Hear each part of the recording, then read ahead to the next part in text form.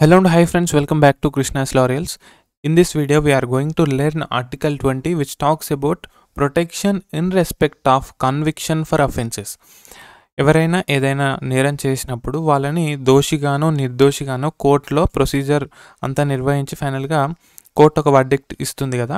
So conviction అంటే ఎప్పుడైతే ఒకరు దోషిగా ప్రకటించబడతారో నిర్ధారించబడతారో అటువంటప్పుడు అతనికి కూడా కొన్ని హక్కులు ఉంటాయి. అతని హక్కులను కూడా కాలరాయడానికి లేదు. అతనికి కొన్ని ప్రొటెక్షన్స్ అంటూ ఉంటాయి. ఇష్టం వచ్చినట్టు అతన్ని పోలీసులు అదుపులోకి తీసుకోవడానికి లేదు. కొన్ని ఇష్టం వచ్చినంత పనిష్మెంట్ ఇవ్వడానికి లేదు. ఎవ్రీథింగ్ కూడా ఒక పద్ధతిగా లా ప్రకారం జరగాలి. సో దాన్ని ఎన్జూర్ చేయడానికి మనకి ఆర్టికల్ 20 కాన్స్టిట్యూషన్ ఆఫ్ ఇండియాలో పెట్టారు. ఆర్టికల్ 20 బేసికల్గా మనకి ప్రొటెక్షన్ గ్రాంట్ చేస్తుంది. దేనికి ఎగనెస్ట్గా అంటే arbitrary and excessive punishment to an accused person. పక్షపాతంగా వివక్ష ధోరణితో అధికంగా శిక్షించడాన్ని ఇది ఒప్పుకోదన్నమాట. Whether citizen or foreigner or legal person like a company or corporation ఎవరైనా సరే. ఎక్స్ పోస్ట్ ఫ్యాక్టో లా అనే ఒక కాన్సెప్ట్ మనం ఇందులో నేర్చుకోవాలి. దేన్ని మనం ఎక్స్ పోస్ట్ ఫ్యాక్టో లా అంటామంటే a law which is one that imposes penalties retrospectively, that is upon acts already done or which increases the penalties for such acts. ఆ లా రాకముందు చేసినటువంటి నేరాలకి పనిష్మెంట్ని పెంచడం కానీ శిక్షను పెంచడం కానీ దాన్ని మనం రిట్రాస్పెక్టివ్ ఎఫెక్ట్ అంటాం. రిట్రాస్పెక్టివ్ అంటే ఆ లా రాకముందు జరిగినటువంటి నేరాల మీద కూడా దాని ప్రభావం ఉంటుందన్నమాట. ప్రాస్పెక్టివ్ అంటే ఆ లా వచ్చిన తర్వాత జరిగే నేరాల మీద మాత్రమే ఆ లా యొక్క ఎఫెక్ట్ ఉంటుంది. సో ఇక్కడ the enactment of such law is prohibited by the first provision of article 20. అటువంటి రిట్రాస్పెక్టివ్ యాక్ట్ తీసుకురావడానికి లేదు. However this limitation is imposed only on criminal law, not on civil laws R tax loss. Only criminal ఒక నేరము ఇప్పుడు భారతీయ న్యాయ సంహిత ఉంది మనకి. So అందులో ఉన్నటువంటి క్రైమ్స్ ఏవైతే ఉన్నాయో అవి కొన్ని ఉమెన్కి ఎగనెస్ట్గా క్రైమ్స్ ఉన్నాయి, కొన్ని చిల్డ్రన్కి ఎగనెస్ట్గా క్రైమ్స్ ఉన్నాయి, కొన్ని డిజిటల్ క్రైమ్స్ ఉన్నాయి. ఇటువంటి కొన్ని క్రైమ్స్ మాత్రమే ఈ కోలోకి వస్తాయి అన్నమాట. సో బేసికల్గా crime is different from civil wrong. మనకి క్రిమినల్ లాస్ ఉన్నాయి, సివిల్ లాస్ ఉన్నాయి. క్రిమినల్ లాలో మనకి సెంటెన్స్ పనిష్మెంట్ ఉంటుంది, ఫైన్ ఉంటుంది, డెత్ ఉంటుంది, ఒక్కొక్కసారి ఇంప్రిజన్మెంట్ ఫర్ లైఫ్ ఉంటుంది. ఆ విధంగా ఉంటుంది. మనకి సివిల్ కేసెస్లో ఆ విధంగా డెత్ వరకు ఉండదు. వాళ్ళకి ఇంప్రిజన్మెంట్ ఫర్ లైఫ్ అలా ఉండకుండా వాళ్ళకి ఎలా ఉంటుందంటే వాళ్ళు కోరుకున్నటువంటి ప్రాపర్టీ వాళ్ళకి తిరిగి ఇచ్చేయడం కానీ, వాళ్ళు రావాల్సినటువంటి డబ్బులు మళ్ళీ కలెక్ట్ చేసుకోవడం కానీ, ఒకరు మీకు డబ్బు ఇచ్చి ఒకరు మీ దగ్గర డబ్బు తీసుకొని ఎగ్గొట్టారనుకోండి, వాళ్ళ నుంచి మళ్ళీ మీకు కట్టేలా చేయడం కానీ, వాళ్ళ ప్రాపర్టీ అటాచ్ చేసి మీ రెంట్ మీకు అప్పచెప్పడం కానీ అటువంటి అన్నీ సివిల్లో వస్తాయి అన్నమాట. బేసికల్గా సివిల్లో మనకి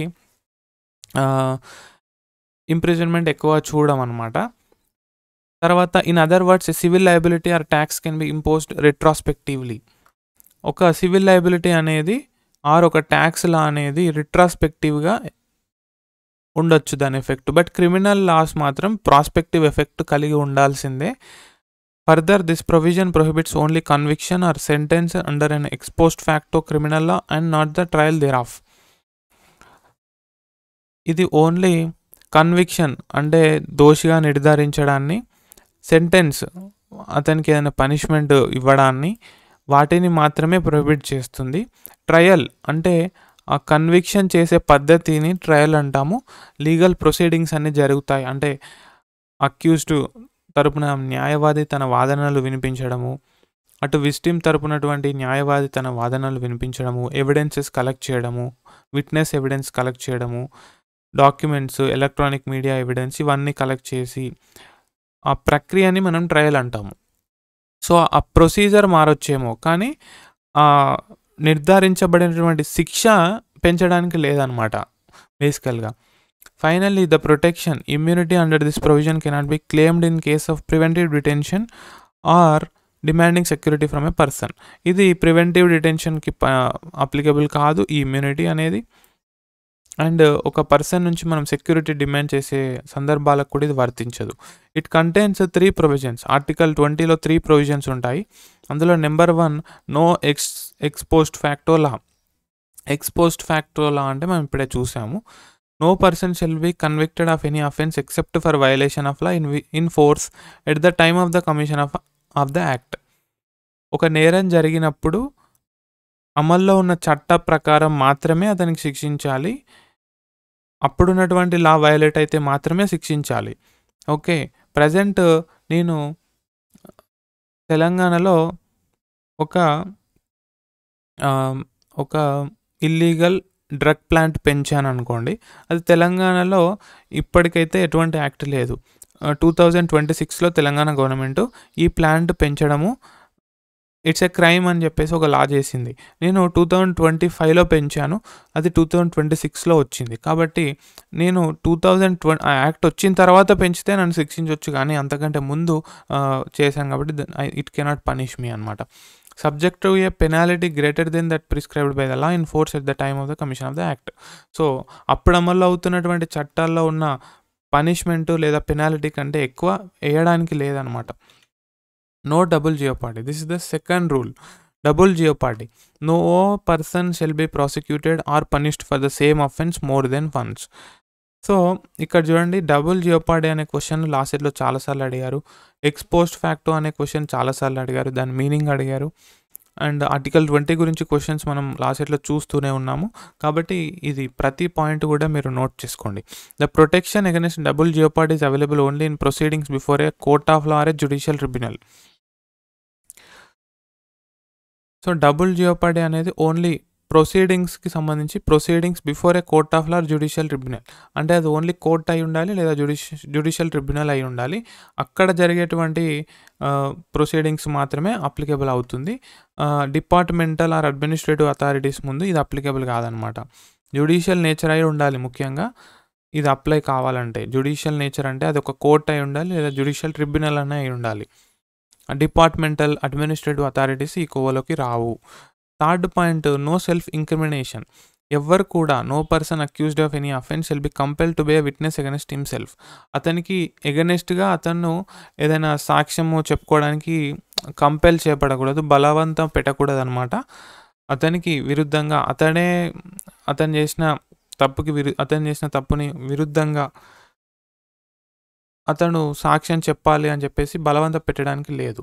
సెల్ఫ్ ఇంక్రిమినేషన్ ఇది ఒక పెద్ద వరం లాంటిది నేరస్తులకి. ముఖ్యంగా కొన్నిసార్లు అమాయకులని ఇరికించడానికి ప్రయత్నం చేస్తారు కదా, అటువంటప్పుడు ఇది చాలా ఉపయోగపడుతుంది అనమాట. The protection against self incrimination extends to both oral evidence and documentary evidence. Okay, however it does not extend to. కానీ ఇది దేనికి వర్తించదంటే, మనం కొన్నిసార్లు వాళ్ళని బలవంతం పెట్టొచ్చు. ఎప్పుడు compulsory protection of material objects, next compulsion to give thumb impression, specimen signature, blood specimens and compulsory exhibition of the body. ఇటువంటి విషయాల్లో మాత్రం బలవంతంగానైనా సరే అతని నుంచి మనం రాబట్టొచ్చు అనమాట. బట్ బేసికల్గా అయితే అతనికి ఎగనిస్ట్గా అతను ఎటువంటి విట్నెస్ సబ్మిట్ చేయమని మనం బలవంత పెట్టకూడదు. ఓరల్ ఎవిడెన్స్ అయినా డాక్యుమెంటరీ ఎవిడెన్స్ అయినా, these are the exceptions. Further it extends only to criminal proceedings, not to the civil proceedings. ఇది సివిల్ ప్రొసీడింగ్స్కి వర్తించదు. Or proceedings which are not of criminal nature కాని ప్రొసీడింగ్స్ కూడా ఇది వర్తించదు అనమాట. So this is all about article 20. Now here is a quiz question. Which of the following protections is not covered under Article 20 of the Indian Constitution? Let me know your answer in the comment section. Join Telegram for more practice questions and look at the description box where I have given link to the mega mock test series where you can avail all these benefits. And stay connected in the Instagram, join our Telegram and WhatsApp group for quiz questions, early offers and other important notices. So download our app. Let's end this video with a beautiful quotation. Opportunities don't happen, you create them. Given by Chris Grosser. అవకాశాలు అనేవి మన ఇంటి తలుపు కొట్టి బొట్టు పెట్టి రావన్నమాట. మనము వాటిని పసిగట్టాలి. మనము ఎక్కడ అవకాశం ఉందో అక్కడికి వెళ్ళి సద్వినియోగపరచుకోవాలి. ఈవెన్ రిసోర్సెస్ కూడా మన దగ్గర లేవు అని చెప్పి మనం ఆగిపోకూడదు. మనం రిసోర్సెస్‌ని సంపాదించాలి. లేదా మన దగ్గర ఉన్న రిసోర్సెస్‌ని మనం ఉపయోగించుకోవాలి. ప్రిపరేషన్ అయితేనేమి, మీ యొక్క జీవితంలో జాబ్ అయితేనేమి, ఇంకేదైతేనేమి తప్పకుండా మనం ఒక అడుగు ముందేయాలి. ఏది మన దగ్గరికి వచ్చి కూర్చున్న దగ్గరికి రాదండి. జీవితం వడ్డించిన విస్తరి కాదు. కాబట్టి మనందరం కూడా కష్టపడి పని చేయాలి.